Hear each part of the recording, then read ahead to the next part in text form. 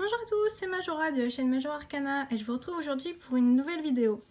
Alors aujourd'hui, je vais faire une vidéo walkthrough et premières impressions du Transhire Tarot, qui est un tarot que j'avais précommandé il y a de ça déjà plusieurs mois sur Etsy, et en fait qui est publié par une maison d'édition qui s'appelle Dark Cineveir, je sais pas trop comment ça se dit, et qui publie énormément de decks en fait qui ne sont trouvables que sur leur magasin Etsy. Et j'en ai précommandé plusieurs autres qui devraient arriver fin 2020, début 2021, ça dépend en fait, puisque vu que c'est des précommandes, voilà, c'est un peu au petit bonheur la chance en fonction de s'ils ont eu des problèmes ou pas pendant la production. Donc le tarot arrive, donc malheureusement, moi j'aime pas trop, mais dans une tug box. Donc si vous n'êtes pas familier avec ça, c'est une boîte voilà, qui s'ouvre comme ça sur le dessus. Moi j'en suis pas réellement fan parce que c'est pas le genre de boîte que je trouve qui dure dans le temps. Et c'est à peu près tout pour la boîte. Au dos, on a un petit texte de présentation si vous voulez faire pause pour lire. Et en bas, on a donc leurs réseaux sociaux. Ensuite, à l'intérieur de la boîte, on retrouve évidemment, bien sûr, les cartes, mais aussi un petit guidebook qui paraît assez conséquent comme ça, mais en réalité, il y a en fait plusieurs langues, il me semble, à l'intérieur. Donc on a du chinois. C'est pas une maison d'édition chinoise, il me semble que c'est une maison d'édition ukrainienne, si je dis pas de bêtises. En tout cas, qui est basée dans l'Europe de l'Est. Et ils travaillent en fait avec des artistes directement, et vu qu'ils ont beaucoup d'artistes chinois, et bah tout simplement ils ont décidé d'ajouter donc la définition des cartes en chinois aussi à la fin du livret. On a donc du russe, enfin en tout cas il me semble que c'est du russe, ça s'y apparente beaucoup. Et au début on a donc voilà en anglais. On n'a pas de français vu que ça reste une maison d'édition indépendante, voilà ça reste de l'international donc de l'anglais. Moi ça me pose pas de problème mais ça vous en posera peut-être. Et voilà en comment se compose le guidebook. Donc on a 2 cartes par page, ça reste succinct. Je me suis pas penchée dessus, il faut voir ce que ça donne, voilà, si ça vous intéresse. Et sachant que moi j'aime beaucoup le guidebook, en fait il a un toucher pétale de rose, mais qui tend plus vraiment sur quelque chose qui accroche un peu. Pour les cartes, j'aime pas ce genre de fini, mais pour le guidebook, je trouve que c'est plutôt sympa. Et j'aime beaucoup d'ailleurs le design sur le devant. Je trouve ça très joli. Le dos des cartes est comme ceci. Alors je sais pas s'il est réversible. Non, j'ai pas l'impression, mais c'est pas exactement la même image à l'envers, mais en fait c'est tellement gribouillis que ça passe, je trouve. Ça pourrait passer. Donc voilà, et les tranches sont argentées. On est sur un papier qui est très cartonné, assez épais, mais ça s'apparente vraiment à un papier, je sais pas, au toucher, ça me fait un peu penser, si vous savez, les boîtes de céréales, mais un peu plus épais en fait. Donc, je sais pas, je suis pas hyper fan, on verra comment est-ce qu'il évolue dans le temps. Et je vais zoomer. Comme d'habitude, je vais essayer d'aller un peu vite pour pas que la vidéo dure trop longtemps. Là, c'est le moment où si vous en avez envie, vous pouvez accélérer la vidéo parce que sinon, ça risque d'être un peu long. Pour ce qui est de la composition des cartes, on a en haut un numéro. Donc là, l'image, en fait, la symbolique de la carte. Et en dessous, on a le nom de la carte barrée. Je trouve ça assez original. Et c'est un deck qui se veut assez minimaliste. Donc on va avoir vraiment que très peu d'éléments. Mais je trouve que c'est plutôt intéressant. À voir si le bouquin développe un peu plus pour le choix des images, mais honnêtement, j'en suis pas vraiment sûre. Par contre, j'ai du mal à les attraper, elles glissent pas forcément hyper bien. C'est assez particulier comme image, mais moi j'aime bien personnellement.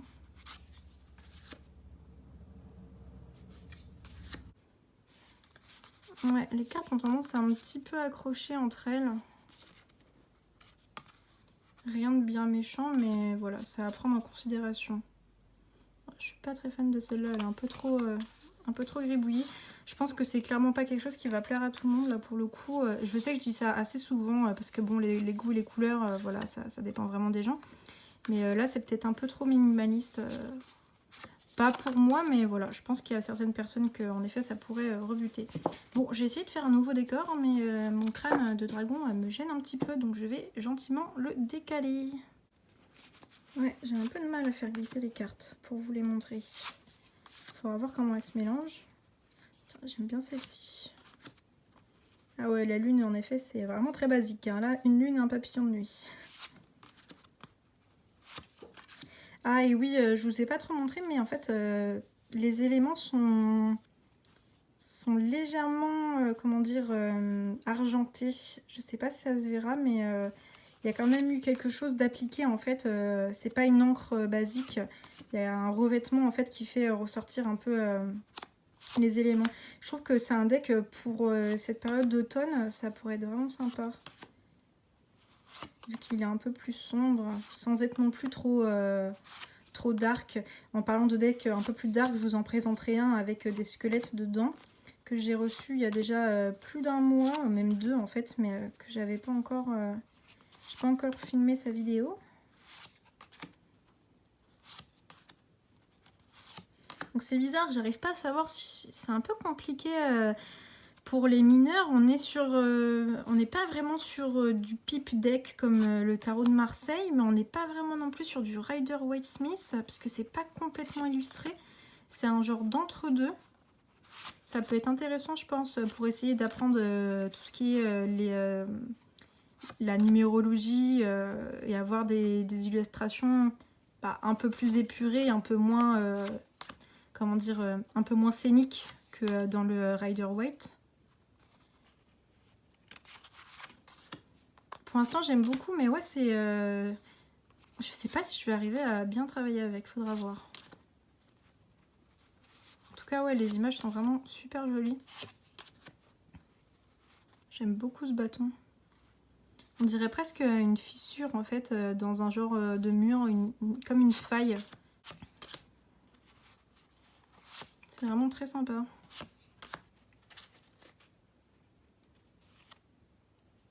Oh, c'est bizarre là sur cette carte, il y a un...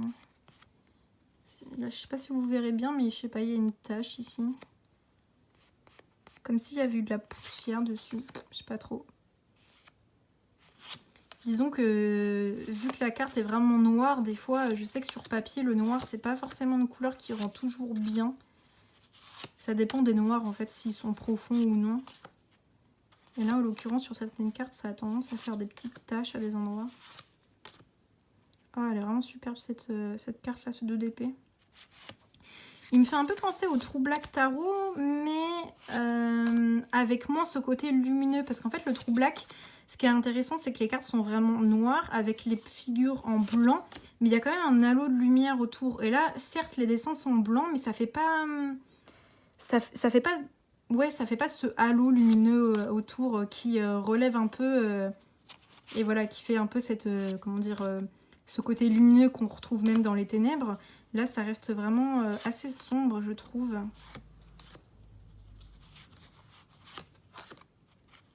En tout cas, c'est pas le genre de deck que j'utiliserais pendant la période de printemps, hein, par exemple, ça c'est sûr. Je vais essayer de les mélanger avec mes toutes petites mains. Ah, par contre, elle glisse... Ah, pour mélanger, c'est vachement cool, elle glisse bien. Je trouve par contre que ce genre de matière qui est utilisée pour faire les bords, elle coupe un peu en fait, elle accroche.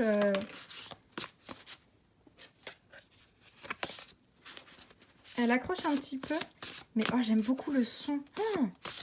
Ah ouais. Je sais pas si vous entendrez.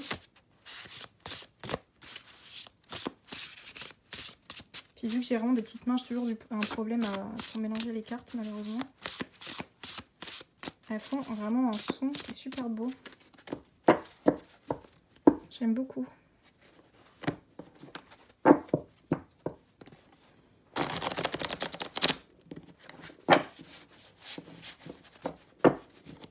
Je vais essayer d'en tirer juste 3 pour voir comment est-ce que ensemble elles s'alignent.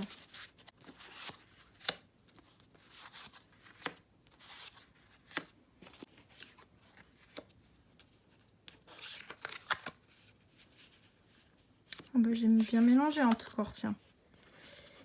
Le 8, le 7 de coupe et l'as de coupe. Bon bah que des coupes. Je trouve que ça reste quand même un très beau tarot, mais c'est vrai que pour les débutants, ça risque d'être un peu plus compliqué à utiliser.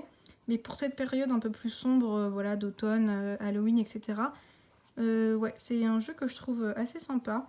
Je ne l'ai pas encore réellement utilisé et je vais me pencher dessus et c'est vrai que c'est vraiment bizarre ce papier en fait. Il est agréable mais il est quand même vachement différent de ce que j'ai l'habitude de voir. Ah, voilà, écoutez, j'ai pas grand chose à dire de plus pour l'instant, je l'ai pas utilisé donc c'est un peu difficile de me faire un avis. Mes premières impressions en tout cas, il est sombre, il est quand même vachement sombre. Peut-être pas aussi effrayant que le Deviant Moon Tarot, mais je trouve que ça reste un jeu assez sombre. À pas mettre entre toutes les mains, entre gros guillemets, mais voilà, si vous êtes un peu plus sensible à ça, il peut peut-être en rebuter certains, mais moi je trouve, en tout cas, les cartes sont vraiment très agréables en main, même si c'est une sensation que j'avais pas eue avec d'autres jeux, donc je vais quand même me pencher un peu plus et à voir. Je pense qu'il risque de bien vieillir, en tout cas, voilà, moi il me plaît bien. Écoutez, c'est tout pour aujourd'hui, je vais pas m'éterniser plus longtemps, j'espère que cette vidéo vous aura plu, comme d'habitude n'hésitez pas à vous abonner, à la partager, et moi je vous dis à bientôt, salut tout le monde!